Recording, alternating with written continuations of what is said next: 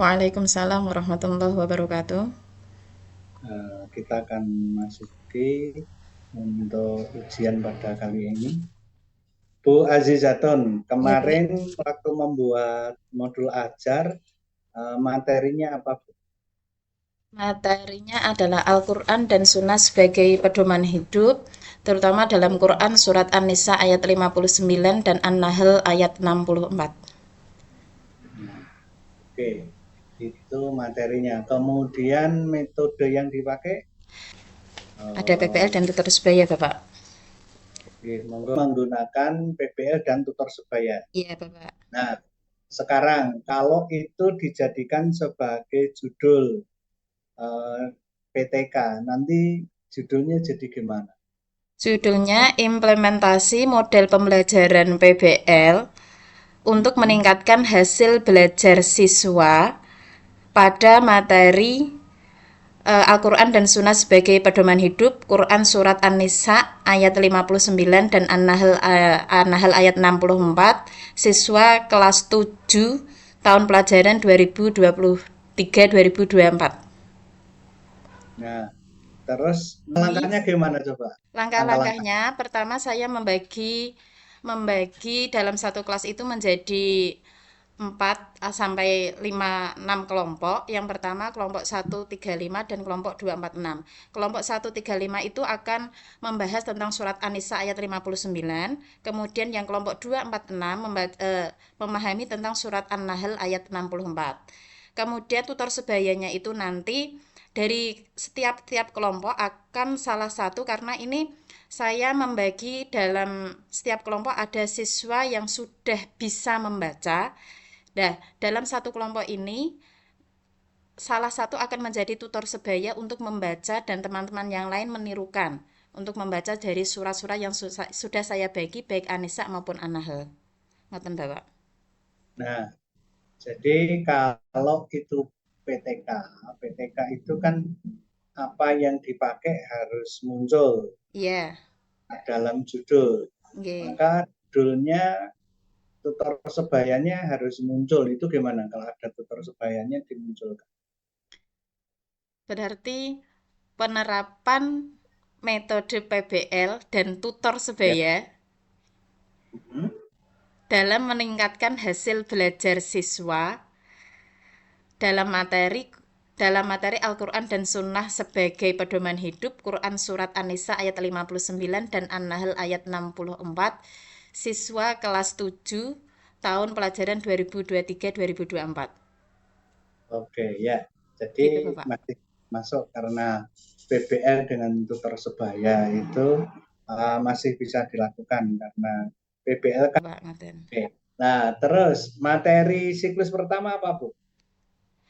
Siklus pertama, ini siklus pertama itu tentang membaca, Bapak. Membaca Quran Surat An-Nisa itu. Siklus pertama jadi tentang membaca. Nah, terus PBL-nya gimana? Sesuai dengan kaidah tajwid. Jadi anak-anak itu masalahnya itu nanti diperlihatkan tentang bagaimana hukum tajwidnya. Apakah bisa menemukan, apakah sesuai dengan kaidahnya. Seperti itu, Bapak. Oh, terus kalau yang siklus 2, Siklus 2 yaitu tentang kandungan dari surat An-Nisa dan An-Nahl. oke, itu kalau kandung. Yang siklus 3, Siklus 3 siklus 3, yaitu membuat konsep, Bapak, membuat peta konsep tentang peran hadis terhadap Al-Quran sesuai dengan Anisa dan An-Nahl. oh, Menemukan, ya, jadi anak-anak itu nanti menemukan apa yang terkandung dalam tersebut, kemudian dibuat peta konsepnya, di juga membuat produknya, ngoten Bapak, membuat produk dari PBL-nya itu. ya, ya. Oke, sekarang P5 PPRA-nya apa? P5 PPRA-nya yang pertama di sini berkeadaban, yaitu atau ta'adub. Di sini Bapak profil pelajar rahmatal alaminnya bagaimana cara membaca Al-Qur'an yang baik, tata caranya, kesopanannya, yaitu tentunya dengan diawali dengan bacaan basmalah atau ta'awud. Kemudian keteladanan atau kutwah. Bagaimana dalam kandungan dalam surat tersebut, bagaimana peserta didik dapat meneladani dari kandungan ayat tersebut. Kemudian ada tawasud, jalan tengah. Di dalam ada diskusi Bapak, ada juga diskusi, jadi anak-anak bisa mengambil jalan tengah apa yang diambil dari hasil diskusi dari kelompoknya. Kemudian ada berimbang tawazun, ada musyawarah, dan ada toleransi tasamuh. Seperti itu Bapak. Oke, oke, oke, ya, ya. Oke, nah sekarang saya mau ngecek setelah itu teorinya. Jadi prinsip-prinsip merdeka belajar itu apa saja? Prinsip merdeka belajar yang saya tahu yang pertama itu kan berpusat kepada siswa. Jadi proses pembelajaran itu lebih diutamakan berpusat pada siswa, tidak pada guru. Kemudian yang kedua, mendorong kreativitas siswa. Yang ketiga, untuk berpikir kritis. Dan Terus, kemudian untuk memecahkan masalah, belajar untuk memecahkan masalah seperti PBL. Yeah. sudah menguasai berarti. Oke. Nah, yang berikutnya adalah PTK-nya oke. Sekarang, nah ini eh, C4 itu apa saja? C4. C4 itu tentang menganalisis, Bapak. Analisis C4. Kalau C5, C5 tentang evaluasi, mengevaluasi. Kalau C6, Tentang kreasi, menghasilkan dari kreasi siswa. oke. Nah, sekarang coba buat pertanyaan C5 untuk materi Ibu tadi. Peserta didik menilai bacaan temannya itu sudah sesuai Hmm. dengan hukum tajwid atau belum. Iya, iya, Ya, iya. seperti itu, Oke, Bapak. sekarang ini dua ayat ini, surat Luqman 19 dan surat An-Nisa 9. Coba dibaca. A'udzu billahi minasyaitonir rajim. Bismillahirrahmanirrahim. Waqsid fi masyika waghdud min sautik. Inna ankaral aswati la sautul hamir. Oke. Bismillahirrahmanirrahim.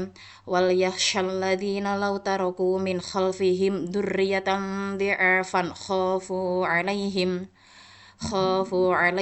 falyattaqullaha wal yaqulu qawlan sadida. Shadaqallahul adzim. Tajwidnya. Nggih. Di surat Luqman itu ada bacaan apa saja? Waqsid di situ ada qalqalah sura, yaitu qalqalah yang huruf qalqalah wakof di tengah kalimat. Waqsid ada dua, waqsid. Kemudian fi ada matobi'i, ada kasroh yang bertemu dengan ya sukun. Wagdud, dud. Kemudian min sautik, ini ada bacaan efa karena ada non mati bertemu dengan huruf shot. Kemudian ini ada wakof al-wakful ula, yaitu lebih utama untuk berhenti. Kemudian inna, inna ini ada bacaan gunnah, yaitu ada nun yang bertasydid. Yang kemudian ada angkaro. Angkaro ini bacaan efa karena ada nun sukun bertemu dengan huruf kaf. Al aswad, al aswad ini bacaan alif lam komariah. Alnya dibaca karena ada alif lam bertemu dengan hamzah. Aswati, wati ini bacaan matobi'i karena ada harokat fathah bertemu dengan alif. Kemudian lasautul hamir, al hamir ini al komariah, alnya terbaca, kemudian hamir adalah mat arid lisukun, ada matobi'i yang diwakofkan. Ngeten Bapak. Ini tadi. Putus yang Alhamir tadi apa bacaannya? Mat arid lisukun. Oh ya, ya. Oke. Nggih. Nah, sekarang Bu Ayu nulis yang surat An-Nisa, Nggih. terus setelah ditulis nanti difoto dikirimkan ke WA saya. Nggih, siap Bapak. Terus coba buatlah pertanyaan pemantiknya untuk modul ajar itu.